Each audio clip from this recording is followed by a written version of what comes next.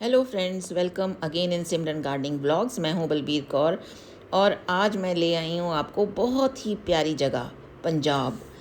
पंजाब को भारत का अन्न भंडार कहते हैं। यहाँ की अत्यधिक उपजाऊ भूमि और बेहतरीन सिंचाई व्यवस्था के कारण यहाँ कई तरह की फसलें उगाई जाती हैं। यहाँ उगाई जाने वाली मुख्य फसलें अभी मैं बताऊंगी, लेकिन उससे पहले लाइक, शेयर और सब्सक्राइब तो बनता ही है। जो नए हैं वो प्लीज़ सब्सक्राइब करें। और यहाँ देखिए, रास्ते में सड़क भी बन रही थी, तो हम जहाँ जा रहे हैं वो आप देखेंगे, जल्दी देखेंगे कि हम कहाँ जा रहे हैं। लेकिन पहले पंजाब की खेती की बात करते हैं, क्योंकि बहुत सुंदर खेत दिखने वाले हैं आपको यहाँ पर। पंजाब में खेती बहुत ही उम्दा किस्म की होती है, और क्योंकि ये अन्न भंडार यानी ग्रेनरी ऑफ इंडिया है, तो है ही है बढ़िया। तो ये देखिए, यहाँ पर खेतों में पानी भरा हुआ है, तो समझ गए होंगे कि यहाँ धान उगाई जा रही है। रास्ता बड़ा प्यारा था, आसपास सड़कों के पेड़ लगे हुए थे, बिल्कुल इतनी ग्रीनरी, और उसके साथ साथ साइड पे दोनों तरफ खेत। तो मज़ा ही आ जाता है इस तरह का व्यू देख के। तो फ्रेंड्स, आखिर तक बने रहना, मैं बताऊंगी आपको। और साथ में हाइप ज़रूर करना, क्योंकि मेरे पास हाइप कम आते हैं। मेरे पास 3 हाइप होते हैं, मैं तीनों हाइप अपने अपने सबको दे देती हूँ। और इतना प्यार करने के लिए, मेरे को, मेरी वीडियोस को प्यार करने के लिए बहुत बहुत धन्यवाद। तो देखिए, आपको यहाँ पानी दिखाई दे रहा है। पानी में क्या लगा हुआ है? धान। तो रबी और खरीफ की फसलें यहाँ पर मेनली उगाई जाती हैं। खरीफ की फसलें होती हैं, गर्मियों और मानसून में उगाई जाने वाली होती हैं। इसमें होती हैं चावल, धान। गेहूं के बाद धान पंजाब की दूसरी महत्वपूर्ण फसल है। बासमती और गैर बासमती चावल दोनों का बड़े पैमाने पर यहाँ उत्पादन होता है। मक्का, ये भी खरीफ मौसम में मक्का भी एक मुख्य फसल मानी जाती है। और रबी की फसलें जो होती हैं, ये सर्दियों में बोई जाती हैं, यानी अब तक ये कट चुकी हैं। गेहूं हो गई, गेहूं ये एक मुख्य फसल है यहाँ की। पंजाब देश के कुल गेहूं उत्पादन का एक बड़ा योगदान देता है। जौ, रबी के मौसम में इसका उत्पादन भी किया जाता है। दलहन, दालें, चने और मसूर मुख्य रूप से यहाँ उगाए जाते हैं। तिलहन, ऑयल सीड, सरसों और अलसी प्रमुख रूप से यहाँ उगाए जाते हैं। तो यहाँ का जो हम जा रहे थे, तो खेतों के बीच में बहुत ही प्यारी रोड बनी हुई थी, और आसपास खेतों को देख के तो इतना मन खुश हो जाता है। तो हमारे दिल में वही गाना आता है, मेरे देश की धरती सोना उगले उगले हीरा मोती, मेरे देश की धरती। तो अपने देश की धरती तो बहुत उपजाऊ है, और इसके अलावा देखने योग्य भी है। तो हरियाणा में रहती हूँ, हिमाचल और पंजाब भी मेरा ही है, वहाँ आते जाते रहते हैं, घर है हमारा। तो बहुत ही अच्छा लगता है मैं आपके साथ जब ये शेयर करती हूँ अपनी जो ट्रैवलिंग एक्सपीरियंसेस हैं। तो फ्रेंड्स, आज मोहाली से निकले हैं, और मोहाली से हम लोग जा रहे हैं फ़तेहगढ़ साहब। लेकिन रास्ते में इतना प्यारा व्यू देखने को मिला। मोहाली से फ़तेहगढ़ साहब की दूरी लगभग 35 से 40 किलोमीटर है। अगर आप मोहाली रहते हैं या चंडीगढ़ रहते हैं, या कभी चंडीगढ़ आना हुआ, तो ज़रूर फ़तेहगढ़ साहब जाइए। 1-1.5 घंटे का रास्ता है। ये मार्ग हरे भरे खेतों के बीच से गुजरता हुआ कुराली और मोरिंडा से होते हुए फ़तेहगढ़ साहब तक पहुंचता है। कुराली और मोरिंडा ये मेन यहाँ पर गांव पड़ते हैं। फ़तेहगढ़ साहब का सिख धर्म और इतिहास में अत्यंत महत्वपूर्ण स्थान है। और ये देखिए, हमारी फेवरेट नर्सरियाँ, रास्ते में नर्सरीज़ भी थी, प्लांट नर्सरीज़।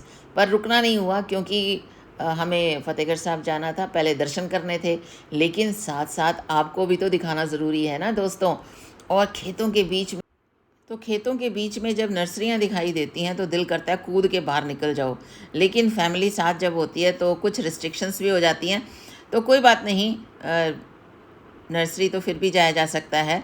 लेकिन पहले हमने दर्शन करने भी जाना है। लेकिन उससे पहले खेतों के दर्शन तो बहुत ज़रूरी हैं। ये खेत ना हों, ये पेड़ पौधे ना हों, तो हम ऑक्सीजन कैसे लेंगे? सबको सिलेंडर बांध बांध के, ऑक्सीजन के सिलेंडर अपने कंधों पे बांधने पड़ेंगे। तो इसलिए अच्छा है ना कि पेड़ पौधे उगाए जाएं। तो अपने घरों में चाहे छोटा सा बगीचा लगाएं, लेकिन छोटा सा बगीचा स्टार्ट कर लीजिए। कोई दिक्कत नहीं होती है बगीचा लगाने में। गार्डन, छोटा सा एक टेरेस गार्डन, अगर आपके पास छोटी सी बालकनी है, तो वहाँ भी आप प्लांटर्स और प्लांट्स रख सकते हैं। तो देखिए, प्लांटर्स और प्लांट की बात करते करते ये फिर एक और प्लांट नर्सरी दिखाई दी।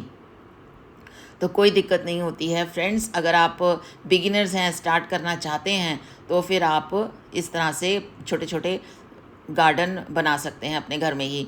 तो ये देखिए, ये आ गया मुख्य द्वार फतेहगढ़ साहिब का। फतेहगढ़ साहिब का ऐतिहासिक और धार्मिक महत्व है। ये स्थान सिख धर्म के 10वें गुरु गुरु गोबिंद सिंह जी के सबसे छोटे बेटों साहिबजादा जोरावर सिंह 9 वर्ष के थे और साहिबजादा फतेह सिंह 7 वर्ष की आयु में अमर शहादत का प्रतीक है। और यहाँ आ गए, ये देखिए लिखा है ठंडा बुर्ज। दीवारों में यहाँ चुनवाया गया था और ठंडे बुर्ज पर उनको रखा गया था पोह मास में, यानी जनवरी के महीने में। दिसंबर जनवरी का महीना जो होता है वो पोह मास का कहा जाता है। तो इतने ठंड में यहाँ पर साहबजादों को रखा गया था और साथ में माता गुजरी जी भी उनके साथ थीं।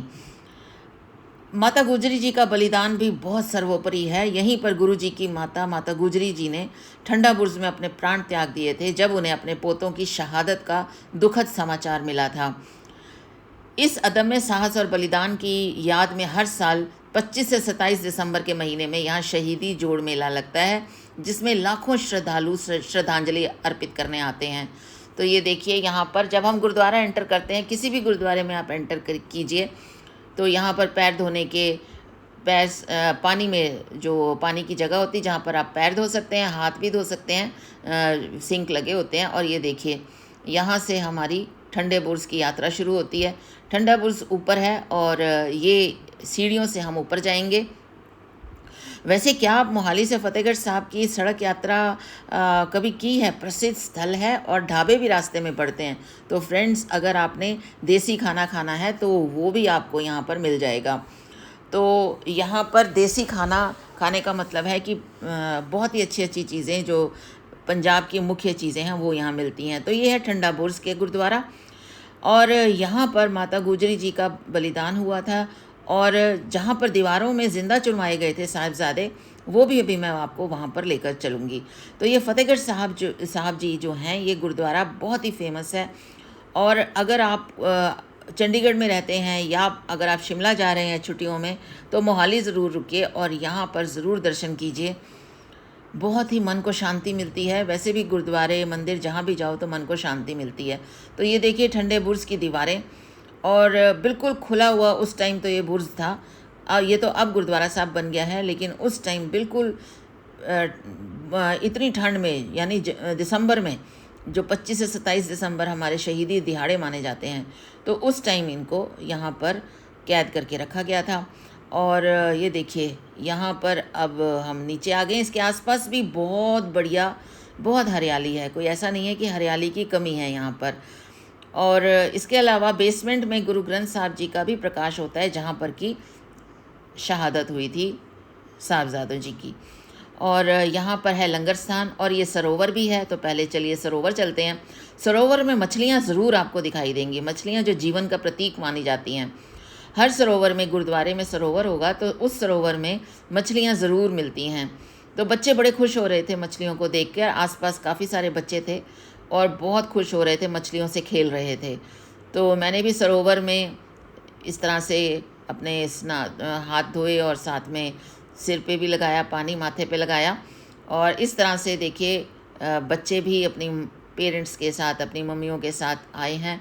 तो बहुत ही शांति, बहुत ही एक तरह से सुकून का एक अनुभव होता है जब आप इस तरह से गुरुद्वारे में आते हैं और सरोवर का दर्शन करते हैं। तो हम सरोवर के दर्शन करने के बाद मेन गुरुद्वारा साहब आ गए और उसके बाद मेन गुरुद्वारा साहब से पहले हमने लंगर स्थान पे लंगर लिया।